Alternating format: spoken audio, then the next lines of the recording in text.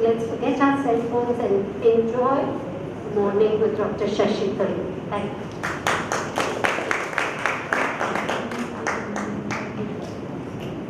Thank you, Nandita, for that very gracious introduction. She's been a sort of elder sister to me since I've been 2.5 years old. So we go back a very, very long way. And I'm so delighted to be under her roof. Even though I missed the conference to which she invited me, for the very good reason that I was in the midst of an election campaign. The fact is that this is a subject I've always been passionate about. So I couldn't say no when she suggested that instead of the conference, I address you all in a standalone event on the subject of the Mahabharata and the great Indian novel. But then I'll be very happy to answer your questions on the other aspects of my life also that she covered in a very generous introduction, should you wish to go beyond the subject of my talk today. So consider the evidence. The television series Retelling the Mahabharata was the most successful Indian television program for all time, drawing an audience of over 200 million at the time that it was broadcast. That was pretty much every television set in India, and paralyzing life during the hours of its weekly telecasts. The Western world's leading avant-garde theatre director, Peter Brook, made a 9-hour play of the epic, which a multinational cast performed to enthusiastic acclaim across the globe from Avignon to Ayers Rock. Shorter TV and film versions of the play were also successfully distributed worldwide. The best-selling book in the history of Indian publishing in English is not some steamy potboiler, but of course venerable C. Rajagopalachari Rajaji's episodic translation of the Mahabharata. If the sales of other translations were added, the Mahabharata would probably eclipse the next few Indian bestsellers put together. So obviously the 2,000-year-old epic is still flourishing. An American professor in Washington, D.C. has started offering a multimedia course in the Mahabharata, with students examining it from a dozen different contemporary perspectives, including those of Bollywood, Peter Brook, and yours truly. Which immodest reference brings me to the book itself that has talked about, my first novel, which immodestly, but not entirely immodestly as I shall explain, is titled The Great Indian Novel. It's precisely the epic's appeal to non-Sanskrit scholars that has ensured the Mahabharata's present-day relevance and given me material for my novel. I am no expert on the great epic, unlike Professor Siddharth, but the great Indian novel draws extensively from it, including its name. As I explain in an author's note at the very beginning of the book, its title is not my estimate of the contents of the book, but a novel to its reference to its source of inspiration. For since Maha means great, and Bharata is the Hindi name or the Sanskrit name for India, Mahabharata, after all, can be read to mean Great India. So the Great Indian novel is the story of Great India. And I have used the Mahabharata as a vehicle for an attempt to retell the political history of 20th century India through a fictional recasting of its events, episodes, and characters as a satirical tale of India's political struggles in the 20th century. And the logic for that was entirely simple. If Vedas could start telling a story which then gets told and retold for about 800 years before it settles into the versions we all know, why did we stop retelling it? So I imagine, if somebody in the 20th century were to tell the great story of his times, what would he talk about? Obviously the freedom struggle, independence, the first years after independence. So I imagined Vedas, so I reimagined him as this cantankerous old politician in his dotage and in his anecdotage, who has at that point been consigned to irrelevance, been denied even a ceremonial governorship. And he is dictating his memories, his memoirs, to a South Indian secretary called Ganapati, who has come to take his dictation and dragging an enormous trunk behind him. So such are the modern uses of secular divinity. But anyway, the Great Indian novel is preceded by 3 epigraphs that frame and underpin this endeavor. The first is from the eminent Mahabharata scholar C.R. Deshpande, attesting to the importance of the epic in the Indian consciousness. He says it has molded the very character of the Indian people. The second is from its most creative translator, P.R. He calls himself actually a trans-creator rather than merely a translator, reiterating the case for its contemporary relevance. I'll return to that more fully shortly. And the third is from a non-Indian writer, Günter Grass, the German Nobel laureate. He wasn't yet when I wrote that book. I'm sorry, I myself should have put my phone on silent. And I thought I had, but you know how it is when one is in a rush. And Günter Grass urges that writers experience another view of history and argues that literature must refresh memory. So my novel stands at the intersection of these three ideas. There is a considerable basis for Deshpande's view among Sanskrit scholars of the classical canon. I'm sure Professor Siddharth would agree with me. The great old man of Mahabharata studies, V.S. Thankar, put it uncompromisingly. The Mahabharata, he wrote, is the content of our collective unconscious. We must therefore grasp this great book with both hands and face it squarely. Then we should recognize that it is our past which has prolonged itself into our present. We are it. Which I thought was a very striking affirmation by Thankar of what the Mahabharata signified to him today. Another eminent scholar, R.N. Nandekar, pointed out that it will derive entertainment, inspiration, and guidance from the Mahabharata. There is indeed no department of Indian life, public or private, which is not effectively influenced by the great epic. It would not be an exaggeration to say that the people of India have learned to think and act in terms of the Mahabharata. P.Lal took this a crucial step further. Quote, the epic of Vyasa is not a literary masterpiece out there, somewhere in the past or tucked away in air-conditioned museums and libraries. Its characters still walk the Indian streets.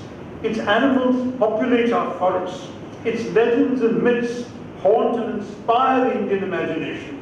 Its events are the disturbing warp and woof of our age. The essential Mahabharata, he went on, is whatever is relevant to us in the second half of the 20th century. That's when he was doing his translation. Whatever helps us to understand and live better our own dharma, artha, kama, and moksha, loosely translated faith, wealth, pleasure, and salvation, the four ends of man in classical Hindu view. No epic, no work of art, says Lal, is sacred by itself. If it does not have meaning for me now, it is nothing, it is dead, unquote. But I think Lal's view underscores rather than undermines the traditionalist position. The Mahabharata has come to stand for so much in the popular consciousness of Indians. The issues the epic raises, as well as the values it seeks to promote, are central to an understanding of what makes India India. And yet the Mahabharata is a tale of the real world.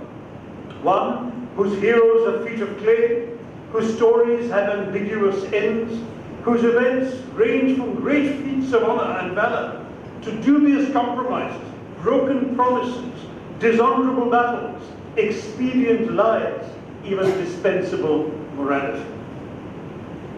That made it ideal for my own purposes as a novelist to take characters and situations that are so laden with epic resonance and to alter and shape them to tell a contemporary story was a challenge that offered a rare opportunity to strike familiar chords while playing an unfamiliar tune. In my view, the Mahabharata is an ideal vehicle for my own modest efforts to affirm and enhance an Indian cultural identity, not as a closed or self-limiting construct, but as a reflection of the pluralism, diversity, and openness of India's kaleidoscopic culture. In the process, it aims to broaden understanding of the Indian cultural and historical heritage, while reclaiming for Indians the story of India's experience with foreign rule and its nationalist reassertion, including the triumphs and the disappointments of freedom. In making this case, I'm conscious of the need for a key caveat, and this relates to my very use of the term India and Indians. In his magisterial essay on life and culture in Mexico, The Labyrinth of Solitude, Octavio Paz observed that his thoughts were not concerned with the entire Mexican population, but rather with those amongst them who are conscious of themselves for one reason or another as Mexicans. In 1989, when I published the great Indian novel, I felt the same applied for the same reasons at that time, for I was speaking of an India that existed in the awareness of most, but not all at that point of my fellow men and women, of my countrymen and women.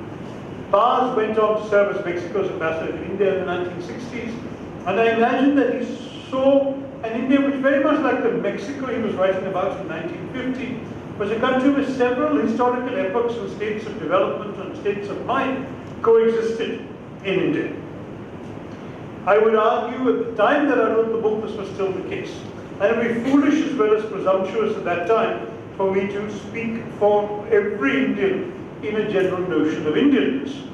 So in the first 50 years after independence, when I was writing this book, not all Indians had yet learned to think of themselves as Indians, and to speak of an Indian cultural identity at that point was really to subsume a number of identities, varying depending upon class, caste, region, and language. But this variety itself is integral to my idea of Indianness. The singular thing about India, as I've written, is that you can only speak of it in the plural. Given the extraordinary mixture of ethnic groups, the profusion of mutually incomprehensible languages, the varieties of topography and climate, the diversity of religions and cultural practices, and the range of levels of economic development that India embraces, India is, I argue, fundamentally a pluralist state. Its pluralism emerges from its geography, is reflected in its history, and is confirmed by its ethnography. Indian culture is therefore, by definition, a culture of multiplicities, a culture of differences. A British friend once asked to explain to a foreigner what made England England, replied pithily, cricket, Shakespeare, the BBC. Though so would be difficult, if not impossible, for any Indian, it is impossible to imagine any attempt, any similar attempt to describe India that omits the Mahabharata. The Mahabharata declares, quote, what is here is nowhere else, what is not here is nowhere, unquote. Few other works in world literature could make such an extravagant claim, but in doing so, the 2,000-year-old epic poem was not defending a closed structure. Rather, the Mahabharata had so many accretions over the years in constant retellings that genuinely there was no subject, or practically no subject, it did not cover. Its characters and personages still march triumphantly in Indian minds. Its myths and legends still inspire the Indian imagination. Its events still speak to Indians with a contemporary resonance rare in many 20th century works. The basic story, if you had to distill a basic story from this vast thing, so if the tale of the dynastic rivalry between the Pandava and the Kaurava clans may be called that, that would be the basic story, and that has been so thoroughly the object of adaptation, interpolation, and reinterpretation that the Mahabharata, as we now have it, after 800 years of retelling, roughly 400 BCE to about 400 years after Christ,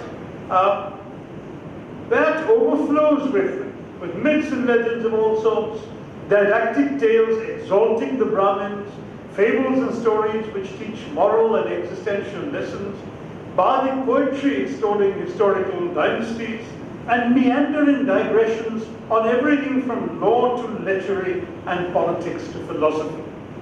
Whenever a particular social or political message was sought to be imparted to Indians at large, it was simply inserted into a retelling of the Mahabharata. As Rajaji dryly put it, interpolation in a recognized classic seems to correspond to inclusion in the National Library. So the Mahabharata became the National Library of India for 800 years. This elasticity through the ages added to the timelessness of the epic's appeal. But Lala's proposition about its relevance today raises a larger question. What exactly in the Mahabharata, to use his phrase, is relevant to us in the second half of the 20th century, or indeed for us today in the 21st? Now, Lal himself has an intriguing answer. Vyasa, he says, posits an intricate dharma, where right and wrong are bewilderingly mixed. His epic is a mirror in which the Indian sees himself undeceived. Because the Mahabharata, as I said earlier, is a tale of the real world in which the heroes are very flawed human beings and so on. The anguished intensity of the Indians' involvement in the Mahabharata, Lal went on, can be seen in the way reference is made to the epic in public life. The Ramayana is cited generally when ethical ideals are expected. The Mahabharata is referred to when compromises are made, shady deals are struck, promises dishonored, battles fought, disasters lamented.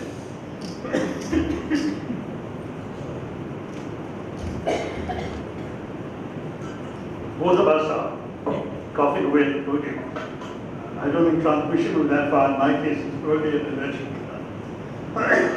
allergic cough. My apologies.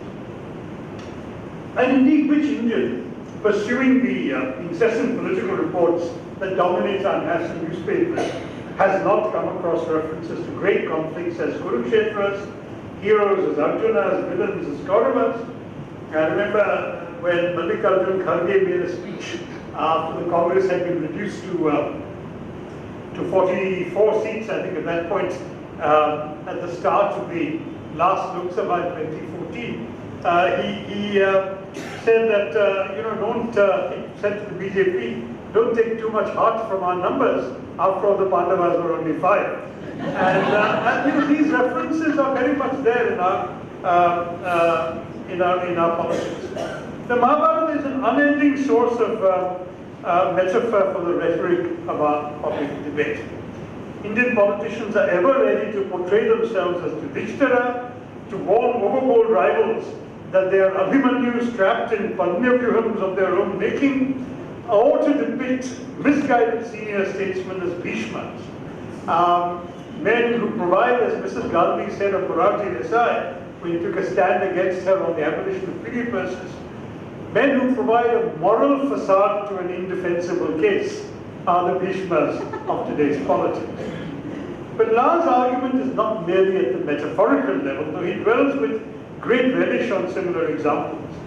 The Mahabharata, he says, is our doomsday epic, depicting a period of moral collapse comparable to that of our times. The Mahabharata, he wrote, is recommended reading for an age that breeds dry thoughts in a wasteland, speculates fascinatedly on the paradoxical black holes of interstellar space, and cannot be sure if there will indeed be a 2001 for mankind beyond the Holocaust, unquote. And I didn't live to see it, but 2001 did come and did go. But nonetheless, these comments about an age that breeds dry thoughts in a wasteland might well apply to 2019 as well, for many of us are thinking about it today. And I found interesting support for his view in the French dramatist who wrote Peter Brook's international version of the epic, Jean-Claude Carrière. I met Carrière about the time I published the great Indian novel. His play came out just a few years. Unfortunately, I discovered the script only after my book had gone off to the press. But what was interesting was that he had pretty much chosen the same episodes from the Mahabharata to recapture in his play. So you will find that we tend to convert. There's some exceptions, and my book is obviously longer than the play script, but you'll find that we both converge on what the key elements were worth retelling. This immense poem Carrière wrote in 1985, which flows with the majesty of a great river, carries an inexhaustible richness which defies all structural, thematic, historical, or psychological analysis. Layers of ramifications, sometimes contradictory, follow up on one another and are interwoven without losing the central theme. That theme is a threat. We live in a time of destruction. Everything points in the same direction, unquote. Now, Cavalier may well have been thinking of the Cold War still raging at the time he wrote those words, but his point is fair enough even today.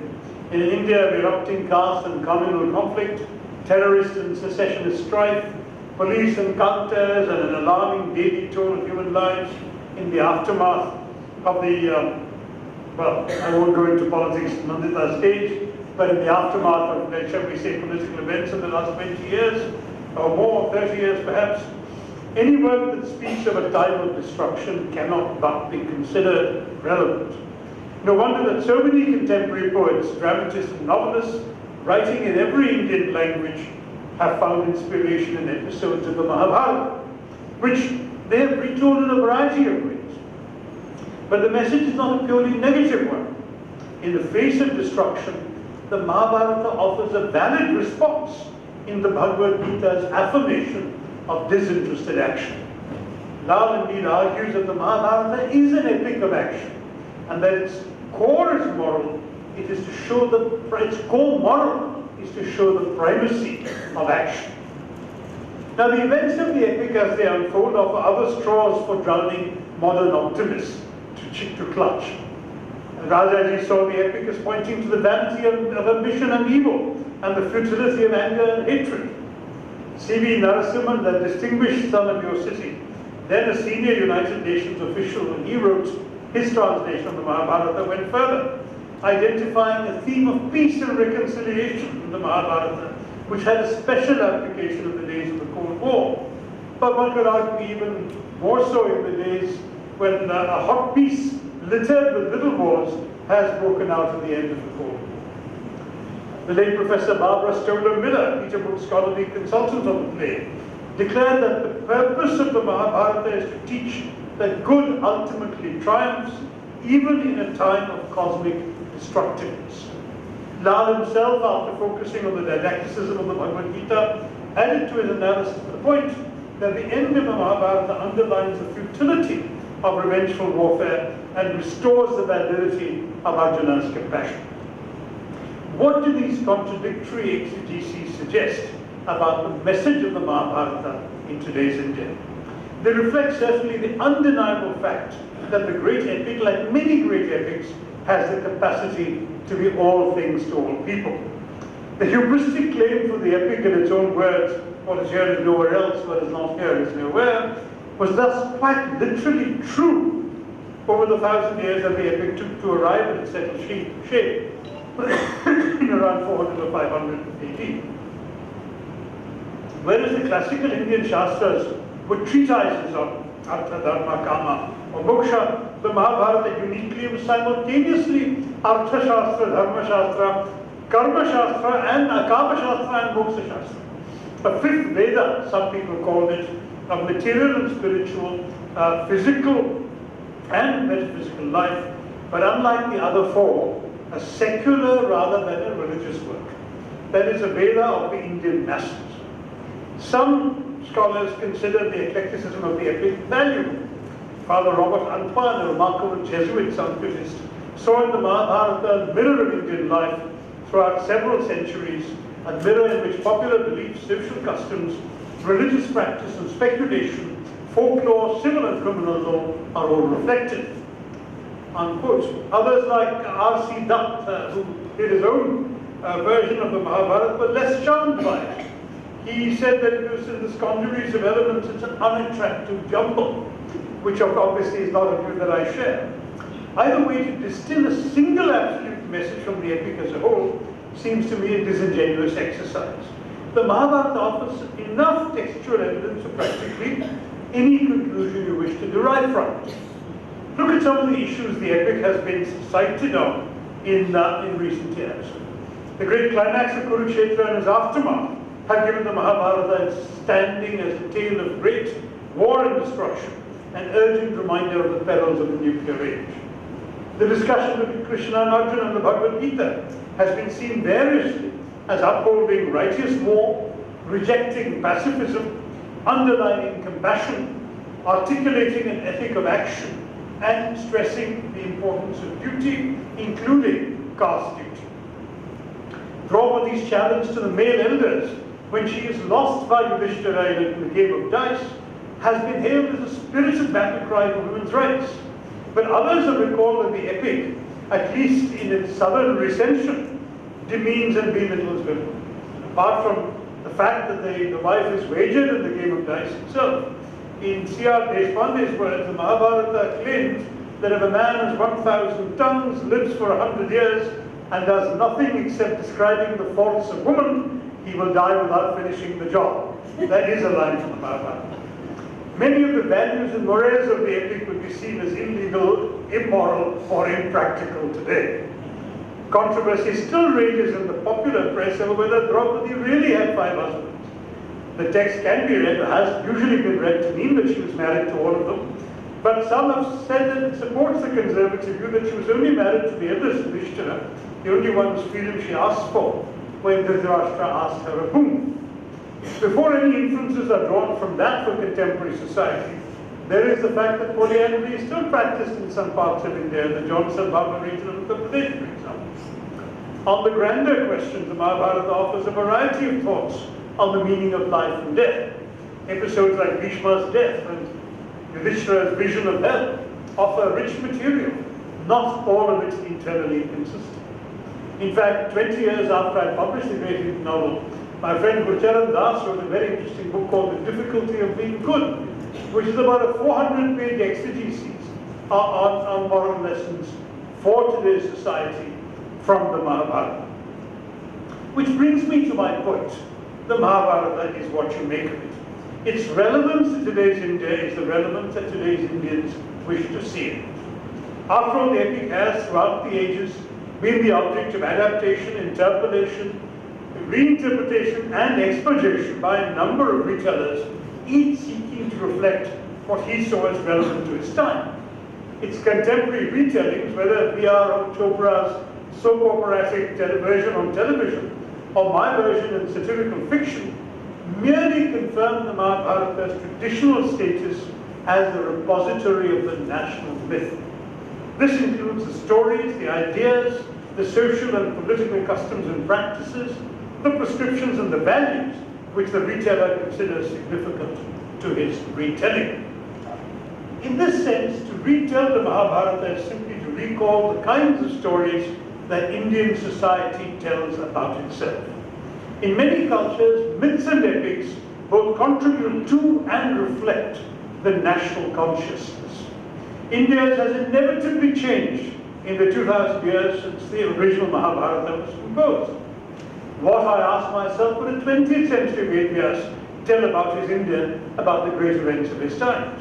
So I use the great epic as a framework for a satirical reworking of the major Indian political events of the 20th century, from the days of the British colonial rule to the struggle for freedom and the triumphs and disappointments of independence. In the process, I tried to reject some old assumptions, derived as much from the colonial view of India as from India's own uncritically accepted versions of its past, of our own past. And in my story, I've set out to explore what has made India and nearly unmade it, and to consider the nature of truth in life as in fiction, in tradition as in history. The choice of historical events to portray was easily made. The mode of their portrayal was another matter. That the Mahabharata characters and episodes mean something to most Indians added a dimension to the fiction that the novelist's craft alone could not convey. In applying the story of Gandhari, the epic heroine who tied a blindfold over her eyes in order not to see more of the world than her blind husband, and I applied that story to the much sacrificing, neglected wife of a visionary nationalist, or in changing the outcome of the fights with the demon Bakasura to mirror the nature of the Sino-Indian War. I was borrowing from ancient tradition to make a point about contemporary history. At the same time, I did not want to descend to the national tendency of ideology. Dealing with subjects as sensitive as tradition and history, I judged a degree of irreverence to be essential in the telling. All the more so indeed since I would be exploring potentially portentous themes. I took heart from the conviction that irreverence in the Indian tradition is not sacrilege, as the Mahabharata itself amply demonstrates. The epics themselves ascribe human qualities, imperfections, base motives, and feet of clay even to the gods. Of course, my irreverence is not an end in itself. In the area of style, for instance, in the great Indian novel, I frequently broke into light verse, and not merely for amusement. I was deliberately recalling the fact that many translators of the Mahabharata, which as you know is the world's longest epic poem, it's 5 times the length of the Bible, it's entirely in poetry. So many translators of the Mahabharata, defeated in their attempts to convey the special quality of the world's longest epic poem, tried to combine prose and poetry in their renditions with varying degrees of success. So my various literary and Western literary devices in the great Indian novel serve as an attempt to look at Indian political history through the refraction of 2 different kinds of light. One is, of course, the light cast by the past, by the values taught to us in our mythology, by the example set by the Mahabharata. The other is a light cast by a satirical view of the present, which by deliberate simplification and fictionalization, one might even say conscious distortion, throws certain trends and issues into sharper relief than history makes possible. This certainly applies to the real-life, quote-unquote, parallels with the Mahabharata that reviewers were quick to seize upon, but it is also valid where no parallel exists. To me, for instance, the upright Yudhishthira's smugness and hypocrisy found a contemporary echo in a recent political figure, while the Ekalavya story, where the lower caste boy who has mastered archery by eavesdropping on Drona's classes, in the Mahabharata, in response to Drona's demand, he cuts off his thumb and is therefore unable to practice the art he's mastered. I could not bear that story's ending, and so I changed it in my novel to make a 20th century point. At the same time, the yoking of the Mahabharata to modern history restricted some of my fictional options. As the novel progressed, I was obliged to abandon novelistic conventions and develop some characters who are walking metaphors. So Draupadi thus became emblematic, became a symbol of Indian democracy. What did I do? She is born in the novel from an illicit relationship between the blind nationalist, first Prime Minister of India, and the last Viceroy. And she's born on August 15, 1947, and given away in adoption to a low-caste servant called Mokrasi. So she is Draupadi Mokrasi. And whatever happens to Indian democracy thereafter happens to her. So her attempted disrobing becomes a metaphor for the emergency. Equally, the story of Jarasandha, the king who was defeated by being torn in two and flung in different directions, mirrored for me the 1971 breaking up of Pakistan. So to have Pakistan led by a dictator called Jarasandha Khan, and then have this transformation again, seemed to me a valid reuse of a story from the Mahabharata. All this needed a style as varied in tone, form, and scansion as the epic itself, with its numerous interpolations and digressions. The story of India, like that of the Mahabharata, had to come across as a tale of many tellers, even if it is ascribed only to one. So we all say Ved Vyas composed the Mahabharata, but Ved Vyas didn't live 800 years.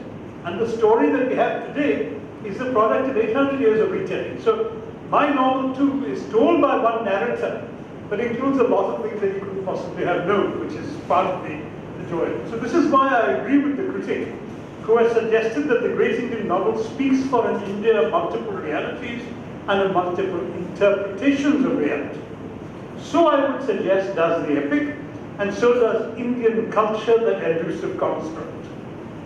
Throughout my novel runs an acknowledgement of the multiplicity of truth and a conscious evocation of the many truths that have helped give shape and substance to the idea of India.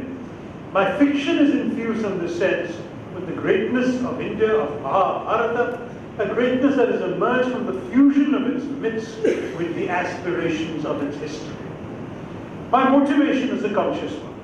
Most developing countries are also formerly colonized countries. And one of the realities of colonialism is that it appropriated the cultural definition of its subject peoples. Writing about India in English, I cannot but be aware of those who have done the same before me, others with a greater claim to the language, but a lesser claim to the land. Think of India in the English-speaking world, even today, and you think in images conditioned by Rudyard Kipling and Ian Forster, by the Bengal dancers and the jewel in the crown. But their stories are not my stories. Their heroes are not my fiction, seeks to reclaim my country's heritage for itself, to tell in an Indian voice a story of India. Let me stress a story of India, for there are always other stories and other Indians to tell them. Of course, mine is an Indian voice in the English language. Our multiple identity is expressed in a multiplicity of languages. At the same time, as an English language writer, I have to acknowledge that the colonial connection also helped us to find our Indian voice. Early in the novel, British official remarks, basic truth about the colonies is not anytime there's trouble you can put it down to books. Too many of the wrong ideas getting into the heads of the wrong sorts of people. If ever the empire comes to ruin, he's not, mark my words, the British publisher will be to blame. It was no accident that my novel was first published by a British publisher. And so my allusions were not only to Indian myths, ancient and modern. I've tried in my story, in its metaphors, and in stray references throughout the text, to take account of other fictional attempts to depict the Indian or the India-British encounter. Which is why there are chapters in the book called Passages Through India, and the Bungle Book, and even in another sly dig at Kipling, a chapter called Him. It is no accident that the fictional recreation of the Jallianwala Bagh massacre in the novel takes place at the BB Gard Gardens. Paul Scott took the BB Gard from Indian history, the massacre of English civilians in 1857, to make it the site of the rape of Daphne Manners by several Indians in his otherwise admirable The Jewel in the Crown. I'm hardly the first to point out that the use by both Scott and Foster of rape as a metaphor for the colonial connection is a bit odd, since the facts of imperialism would suggest that if any violation occurred, it was of India by the English and not the other way around. So I reclaimed the BB Gard Gardens for my side, as it were, by casting it as a location for a historical massacre of Indian civilians by British troops. So no name in the book, not even of a minor character or place, is casually chosen. Each is derived either from the epic itself. So for example, Lord Drupad, the last viceroy, is actually an anglicization of King Drupad. Or from writers and writings, Kipling, Scott, Basham, Beverley Nichols, all lend their names to minor English characters in the book. And these are all writers about India who've written about India. Unless, of course, it's a direct reference to real geography. So I take the episode of the Jacob of Goa and call it Kamiya, Kashmir, becomes money meter. Anyway, Hungary Das is a personification of Hungary during the 56 Soviet invasion, and so on. Now, you don't have to get all this to enjoy the book, but I'm just explaining because unfortunately, something like 70 odd PhDs have already been written on the great Indian novel in the last 30 years. And some of them have figured this out and some haven't. So I may as well share it with you today, since this will go on YouTube presumably and be there for future students to go into. So in reminding readers of an epic past, I'm not writing of some atomistic view of India, an India of distant greatness untouched by the rest of the world. In fact, the sensibility from which my narrative speaks is an eclectic one, heir to centuries of Hindu, Muslim and colonial rule. At the same time, I see his retelling of the story as part of I see my retelling of the story as part of the challenge of post-independence development. A narrative to set alongside the new railway lines, the steel mills, and the space stations of our new India. The novel begins with the proposition that India is not, as some people kept calling it in those days, an underdeveloped country, but rather in the context of its history and cultural heritage, a highly developed country in an advanced stage of decay. Now, such sentiments are, of course, the privilege of the satirist. But the notion of decay apart, I'm trying to remind readers of an India that was indeed highly developed once upon a time, an India that evolved a several civilizations several thousand years ago, an India's level of art, architecture, literature, and philosophy made it arguably the most developed country on earth, roughly in 300 BC. An India that invented the zero and the decimal system, an India that evolved two major systems of classical music, 5 of classical dance, essentially invented modern mathematics, developed highly sophisticated techniques of medicine and meditation, surgery, and for that matter, sexology, exported silk and spices, and was the birthplace of 4 of the world's major religious faiths, as well as home, a welcoming home to many more. I could go on, but I was not seeking to romanticize the mythic past. Rather, when my cantankerous old narrator declares, at the beginning of the novel, that everything in India is overdeveloped, he is deliberately provoking his readers to forget their usual view of an underdeveloped country as one devoid of anything that the material world today values. In the telling of the story of India, I try to evoke an idea of development that transcends but does not deny the conventional socio-economic indices. Now, I realize I may be providing fodder for those who have penned learned analyses about some Indian writers' anxiety of Indianness. To me, my Indianness is not a matter of anxiety. I see cultural reassertion, the reassertion of a pluralist Indian culture, as a vital part of the enormous challenges confronting a country like India, as vital as economic development. We're all familiar with the notion that man does not live by bread alone. In India, I would argue that music, dance, art, and the telling of stories are indispensable to our ability to cope with the human condition. After all, why does man need bread? To survive. But why survive if it's only need more bread? To live is more than just to sustain life. It is to enrich and be enriched by life. Our poorest men and women feel the throb of culture on their pulse. For they tell their stories to their children under the starlit skies, stories of their land and its heroes, stories of the earth and its mysteries, stories that have gone into making them what they are.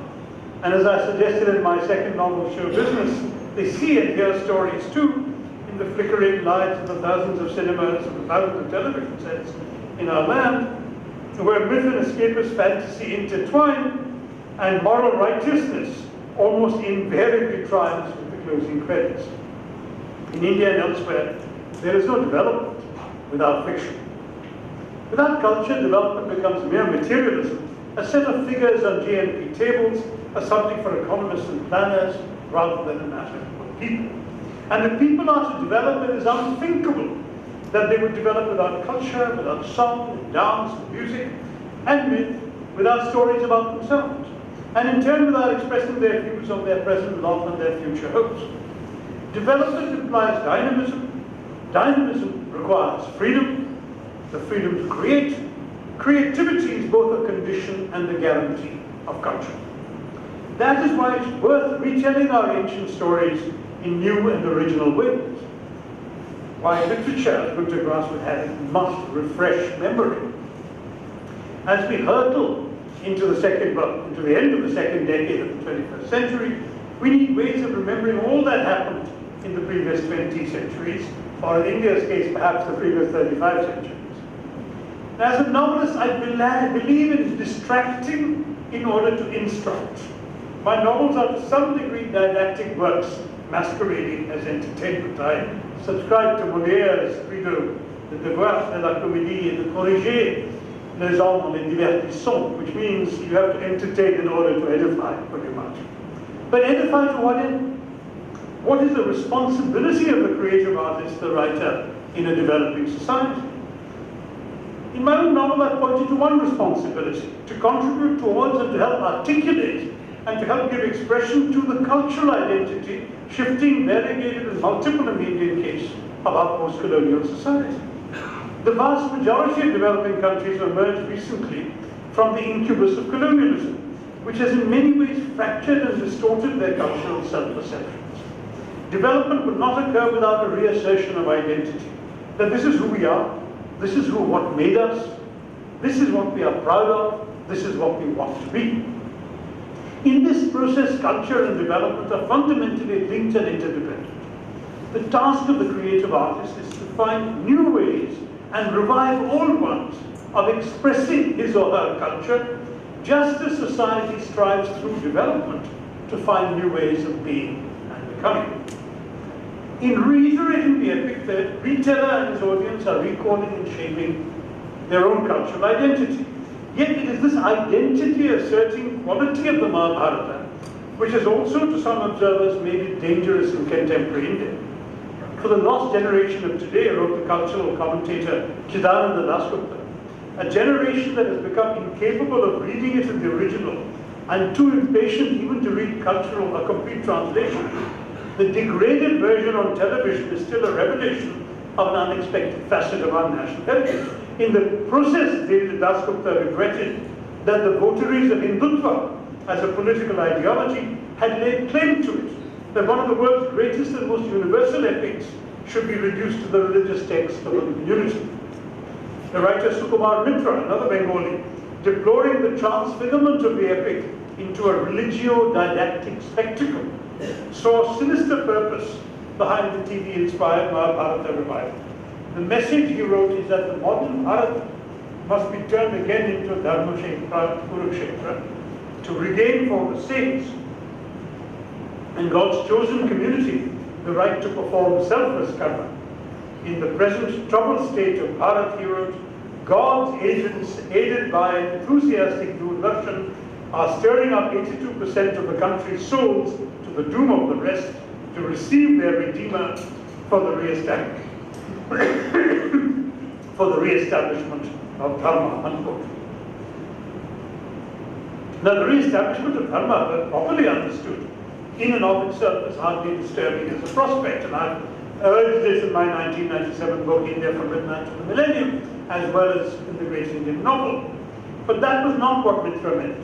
His concern was that the televised epic would become a vehicle for Hindu chauvinism.